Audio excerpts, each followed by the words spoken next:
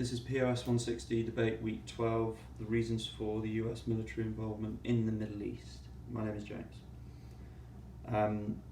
President Eisenhower was the first to actually send aid or any form of American involvement into the Middle East due to the threat of communism and the spread into the region.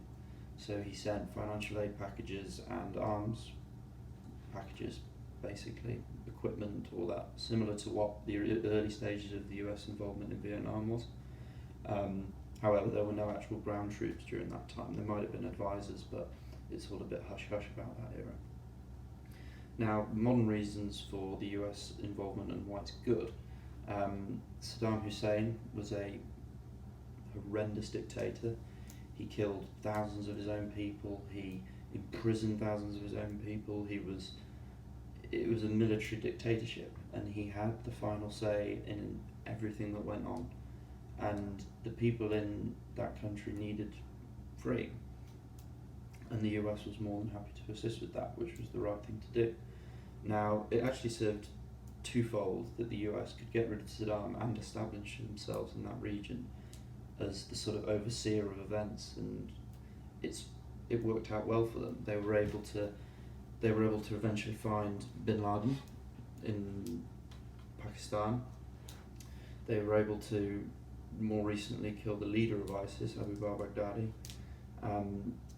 Multiple leading terrorists and leading perpetrators of such horrible events that we see in the news have been thwarted as a result of US strategic positioning in that region. And without that there, the threat of those guys would be ongoing.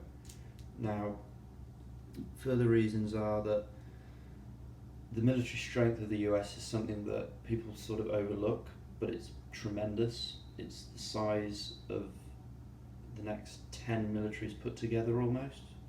Now, with a military strength that big, you are able to put yourself in really key positions, and the Middle East is somewhere that is exceptionally key. They are able to respond very quickly to threats that may occur or may not occur. For example, Colonel Gaddafi in Libya, Assad in Syria.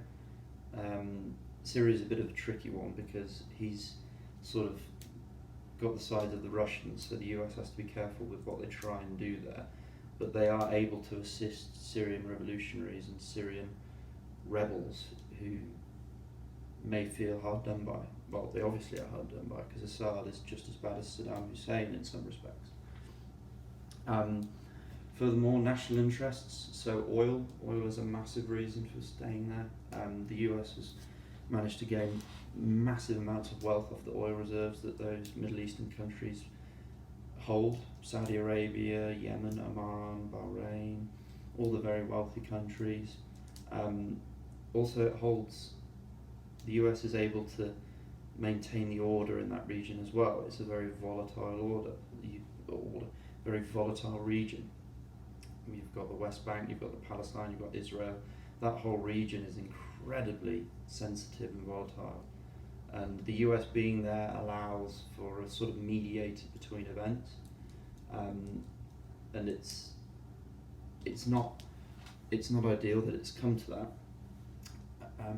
But it's the best option, and the reason by the US being there means that neither of those regions can really do much with their own agendas until it agrees US approval.